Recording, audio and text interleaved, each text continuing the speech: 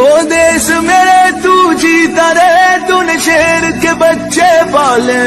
एक लाल हुआ बलिदान तो क्या 100 लाल तेरे रखवाले हैं। तेरी मिट्टी में मिल जावा गुल बन के मैं खिल जावा, इतनी सी है दिल की आरज़ू। नमस्कार, आप देख रहे हैं मध्य प्रदेश दर्पण न्यूज और मैं हूं आप सभी के साथ एंकर पूनम अग्रवाल। आइए ले चलते हैं आज की कुछ खास खबरों की ओर। पूर्व मंत्री रामपाल सिंह राजपूत, विधायक देवेंद्र पटेल एवं पूर्व विधायक रामकिशन पटेल ने दी शहीदों को श्रद्धांजलि।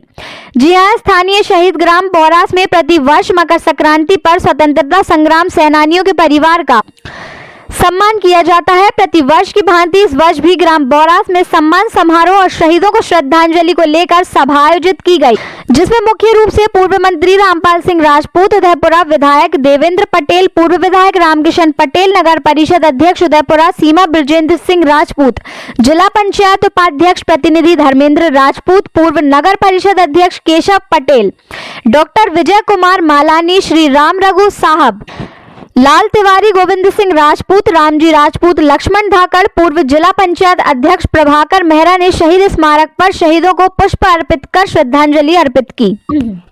आइए आपको बताते हैं आखिर क्या हुआ था मकर संक्रांति के दिन, किस कारण 14 जनवरी को ग्राम बौरास में शहीदों को श्रद्धांजलि दी जाती है। इसके लिए हम आपको ले चलते हैं भूतकालीन की घटना की ओर। भारत की आजादी के साथ भोपाल रियासत के भारत विलय की महक आती है। मकर संक्रांति पर्व पर आजादी के लिए संघर्ष कर रहे लोगों को गोलियों से छन्नी करने वाले जलियांवाला हत्याकांड की कहानी तो आप सभी ने सुनी होगी। ठीक वैसा ही एक हत्याकांड भारत आजाद होने के बाद भोपाल के पास नर्मदा तट पर हुआ था, जब तिरंगा फहराने जा रहे 6 युवकों को नवाब ने अपनी पुलिस के जरिए गोलियों से भुनवा दिया था। दरअसल 15 अगस्त 1947 को भारत तो आजाद हो गया था, लेकिन भोपाल रियासत उस समय भारत में शामिल नहीं हुई थी। यहाँ के लोग रियासत का भारत में विलय के लिए आंदोलन कर रहे थे। उसी से नाराज होकर नवाब ने यह विध्वंसक कार्रवाई की थी। मकर संक्रांति मौके पर भारत में आजादी के लिए हुए इस दूसरे हत्याकांड के बाद ही नवाब के शासन की उल्टी गिनती शुरू हो गई थी। 6 युवक फहराने जा रहे थे तिरंगा, गोलियों से भूना गया। भोपाल के पास रायसेन जिले में नर्मदा तट पर बौरास गांव है। भोपाल में विलीनीकरण आंदोलन चल रहा था। जगह जगह शांतिपूर्वक आंदोलन के जरिए भारत का राष्ट्रीय ध्वज फहराया जा रहा था। बौरास में भी यही किया जाना था। तो आजाद हो गया था, लेकिन भोपाल रियासत उस समय भारत में शामिल नहीं हुई थी। यहाँ के लोग रियासत का भारत में विलय के लिए आंदोलन कर रहे थे। उसी से नाराज होकर नवाब ने यह विध्वंसक कार्रवाई की थी। मकर संक्रांति मौके पर भारत में आजादी के लिए हुए इस दूसरे हत्याकांड के बाद ही नवाब के शासन की उल्टी गिनती शुरू हो गई थी। 6 युवक फहराने जा रहे थे तिरंगा, गोलियों से भूना गया। भोपाल के पास रायसेन जिले में नर्मदा तट पर बौरास गांव है। भोपाल में विलीनीकरण आंदोलन चल रहा था। जगह जगह शांतिपूर्वक आंदोलन के जरिए भारत का राष्ट्रीय ध्वज फहराया जा रहा था। बौरास में भी यही किया जाना था। 14 जनवरी 1949 को बौरास में मकर संक्रांति का मेला भरा था। इस मेले में तिरंगा फहराने का निर्णय लिया गया। 6 युवक तिरंगा फहराने के लिए आए। पुलिस ने पहले उन्हें मना किया, लेकिन वे नहीं माने। पुलिस ने इसकी जानकारी भोपाल के पुलिस के डीआई और भोपाल के प्रधानमंत्री को दी। इसके कुछ ही देर बाद तिरंगा फहराने जा रहे 6 युवकों को एक एक करके गोली से भून दिया गया। मेले में भगदड़ मच गई और तिरंगा फहराने जा रहे युवक शहीद हो गए।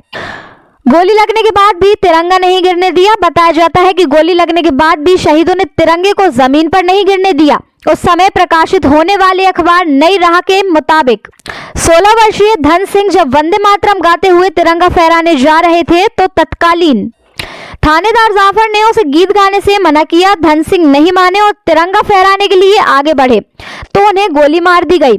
धन सिंह के जमीन पर गिरने से पहले मंगल सिंह नामक किसान ने तिरंगा झंडा थाम लिया। मंगल सिंह को गोली मारी गई तो युवक विशाल ने झंडा थाम लिया। विशाल को भी गोली मार दी गई। तिरंगा झंडा तीनों लोगों के खून से लथपथ हो चुका था।